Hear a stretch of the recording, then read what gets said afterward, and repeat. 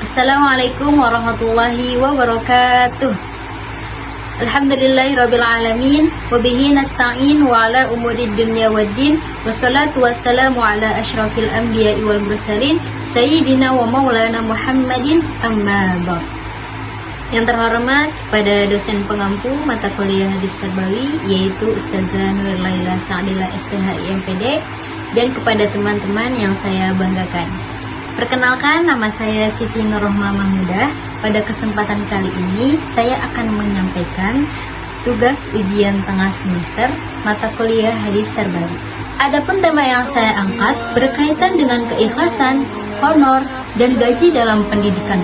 Tema ini sangat penting karena berkaitan langsung dengan niat seorang pendidik dalam mengajar, sekaligus realitas yang dihadapi dalam dunia pendidikan.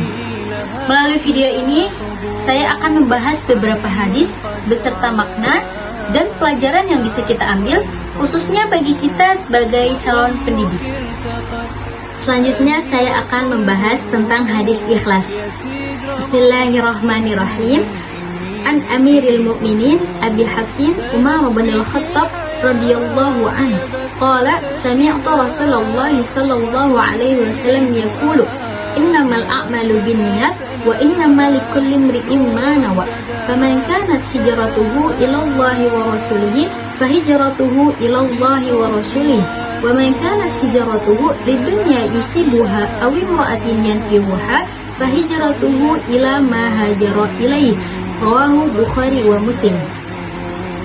Yang artinya, setiap amal perbuatan itu tergantung kepada niatnya, dan setiap orang akan mendapatkan apa yang ia niatkan.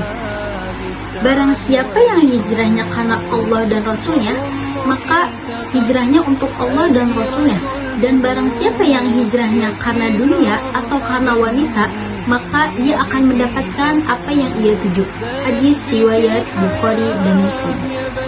Hadis ini menjelaskan bahwa dalam Islam, niat itu sebagai penentu utama diterima atau tidaknya suatu amal. Dalam konteks pendidikan, pengajar itu bukan hanya mengajar, tetapi harus meluruskan niat hanya kepada Allah Subhanahu wa Ta'ala.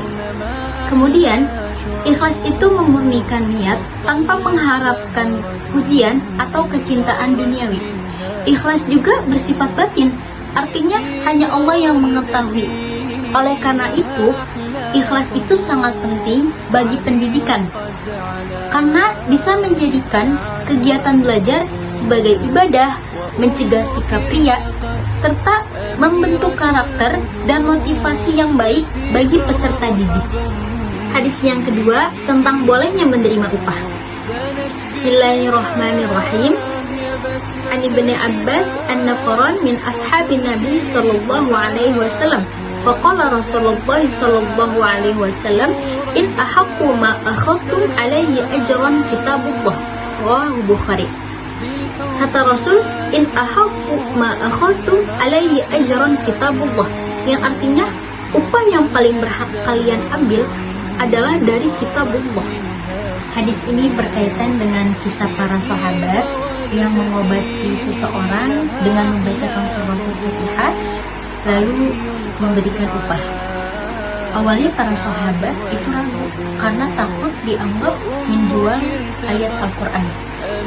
Tetapi Rasulullah SAW itu membolehkan hal tersebut.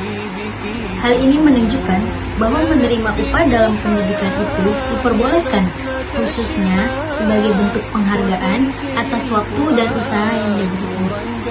Hal ini juga menunjukkan bahwa Islam itu bersifat realistis dengan memperhatikan kebutuhan ekonomi seorang pendidik.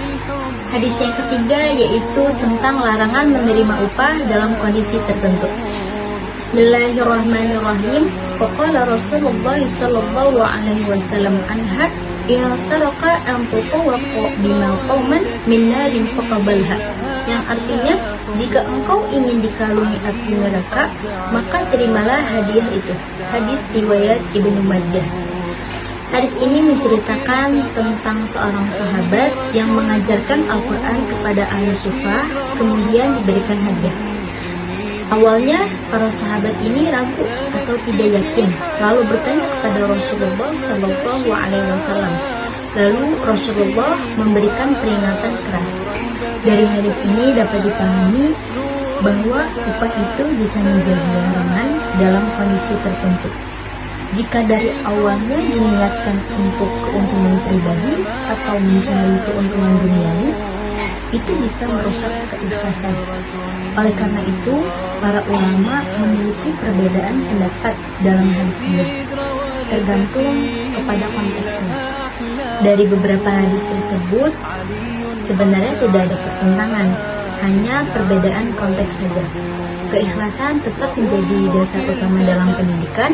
Kemudian honor atau gaji itu sebagai penghargaan atas usaha dan waktu yang diberikan. Dalam hadis lain dijelaskan, a'til ajiro ajrohu qabla an yajifa araquhu. Artinya, berikanlah upah kepada para pekerja sebelum kering-keringatnya. Hal ini menunjukkan bahwa Islam memiliki keseimbangan nilai spiritual dan profesionalitas. Seorang pendidik harus tetap ikhlas, namun boleh juga menerima upah sebagai bentuk penghargaan yang wajar. Selanjutnya, kesimpulan dari pembahasan hadis-hadis tersebut dapat disimpulkan bahwa dalam pendidikan, keikhlasan adalah dasar utama yang harus dimiliki oleh seorang pendidik maupun peserta didik. Hal ini karena setiap amal itu sangat bergantung sekali kepada niatnya, sehingga tujuan utama dalam mengajar dan belajar itu hanya untuk Allah Subhanahu wa Ta'ala. Namun, di sisi lain, menerima honor atau gaji itu tidak dilarang dalam Islam. Hal ini justru diperbolehkan sebagai bentuk penghargaan atas usaha, waktu, dan tenaga yang telah diberikan dalam proses pendidikan. Akan tetapi, gaji tidak boleh menjadi tujuan utama, karena jika niat kita hanya berorientasi kepada materi, maka dapat mengurangi nilai keikhlasan dalam beramal. Oleh karena itu, niat harus tetap dijaga agar tidak menyimpang dari tujuan ibadah. Dengan demikian, keikhlasan dan gaji tidak saling bertentangan, melainkan dapat berjalan secara seimbang.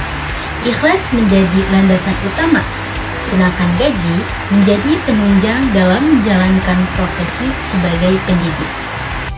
Semoga kita semua dapat menjadi pribadi yang tidak hanya berilmu, tetapi juga ikhlas dalam mengamalkan dan menyebarkannya. Kemudian saya mengucapkan banyak-banyak terima kasih kepada Ustazah Nur Laila Sa'dila STHI NTD atas bimbingannya. Mohon maaf atas segala kekurangan dari saya. Akhirul kalam, wassalamualaikum warahmatullahi wabarakatuh.